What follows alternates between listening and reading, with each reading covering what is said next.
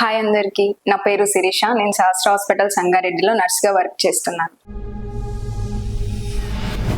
ఇప్పుడు మనతో ఉన్నారు ప్రముఖ orthopaedic surgeon Praveen Kumar sir గారు. మనకున్న డౌట్స్ అన్ని సార్ని అడిగి తెలుసుకుందాం.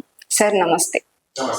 సార్, మెడమ నొప్పి ఏ ఏజ్ వారికి ఎక్కువగా చూస్తుంటాం? దానికి ఇతర కారణాలు ఇంకేమైనా ఉన్నాయా? మడిమ నొప్పులు అనేవి చాలా కారణాల వల్ల రావడం జరుగుతుంటుంది. అందులో కొన్ని ఏజ్ రిలేటెడ్ వయసు రీత్యా వస్తుంటాయి, కొన్ని ఎక్కువ నడవడం వల్ల వస్తుంటాయి, కొన్ని ఏమో మెడికల్ కండిషన్స్ ఉంటాయి. ప్లాంటార్ ఫేషియటిస్ కానీ, అకిలిస్ టెండినోసిస్ కానీ, కొంతమంది పిల్లల్లో కూడా ఎక్కువగా చూస్తుంటాం. ఎక్కువ చెప్పులు లేకుండా ఎక్కువ నడవడం కానీ, అలవాటు లేని వాళ్ళు ఎక్కువ దూరం నడవడం కానీ ఉంటుంది. ఇంకా కొన్ని రకాల ఇంజురీస్ వల్ల కానీ, కండరం కట్ అయిపోవడం కానీ, బాగా ఎత్తుపై నుంచి దూకడం వల్ల ఎముక విరగడం కానీ, వీటి వల్ల మడిమ నొప్పులు అనేవి చూస్తుంటాం. నడుము నొప్పి అనేది స్త్రీలలో ఎక్కువగా చూస్తుంటాం. ముఖ్యంగా ఈ నడుము నొప్పి ఎక్కువగా ఎవరికి వస్తుంది, ఎందుకు?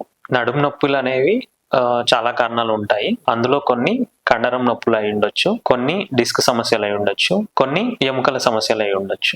కొన్ని రకాల ఇన్ఫెక్షన్స్ వల్ల కూడా నడుము నొప్పి అనేది కామన్ గా చూస్తుంటాం. ఈ డిస్క్ సమస్యలు అనేటివి ఎక్కువగా పొలం పని చేసే వాళ్ళకి, కూలి పనులు చేసే వాళ్ళకి, డ్రైవింగ్ చేసే వాళ్ళకి, ఎక్కువగా లావు ఉన్న వాళ్ళకి ఎక్కువగా వస్తుంటాయి. పొలం పని చేసే వాళ్ళు ఎక్కువ గంటలు వంగి పని చేస్తూ ఉంటారు, అందువల్ల డిస్క్ సమస్యలు వచ్చే అవకాశం ఎక్కువగా ఉంటుంది. కూలి పనులు చేసే వాళ్ళు కూడా బరువులు అవి ఎక్కువగా ఎత్తుతూ ఉంటారు. వాళ్ళ మోయాల్సిన బరువు కంటే ఎక్కువ లిమిట్ ఎత్తడం వల్ల కూడా డిస్క్ సమస్యలు అనేవి వస్తుంటాయి. డ్రైవింగ్ చేసే వాళ్ళు ఎక్కువ దూరం నడపడం, ఎక్కువ టైం జర్నీ చేయడము, స్పీడ్ బ్రేకర్ల దగ్గర కొద్దిగా స్పీడ్ గా వెళ్ళడము, దాని వల్ల కూడా డిస్క్ సమస్యలు అనేవి వస్తుంటాయి. ఒబెసిటీ ఉన్న వాళ్ళు వెన్ను ఎముక మీద బరువు ఎక్కువ పడి అందువల్ల కూడా డిస్క్ సమస్యలు అనేవి వస్తుంటాయి. Okay sir, thank you.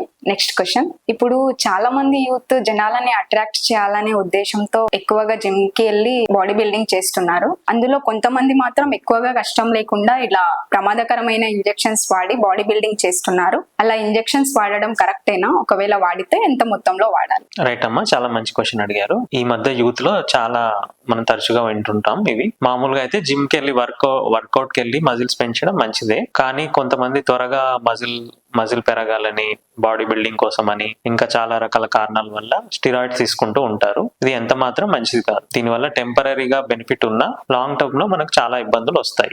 ఈ స్టిరాయిడ్స్ అనేవి చాలా ఇబ్బందికరం. దీనివల్ల ఎముకలు వీక్ అయిపోవడం, షుగర్ జబ్బులు లాంటి రావడం, కిడ్నీ ఇన్ఫెక్షన్స్ రావడం, ఇవన్నీ చూస్తుంటాం. ఒక స్టేజ్ తర్వాత మన పనులు కూడా మనం చేసుకోలేకుండా అయిపోతుంది. కానీ డాక్టర్ కూడా ఎవరు సజెస్ట్ చేయరు. ఇది చేయడం ఎంత మాత్రం మంచిది కాదు. థ్యాంక్ యూ సార్, మీ వల్ల ఈరోజు చాలా విషయాలు నేర్చుకున్నాము. Thank you so much. చూసారు కదా, మీకు కూడా ఇలాంటి హెల్త్ పరమైన ఎలాంటి డౌట్స్ ఉన్నా కామెంట్ బాక్స్ లో కామెంట్ చేయండి. Thank you.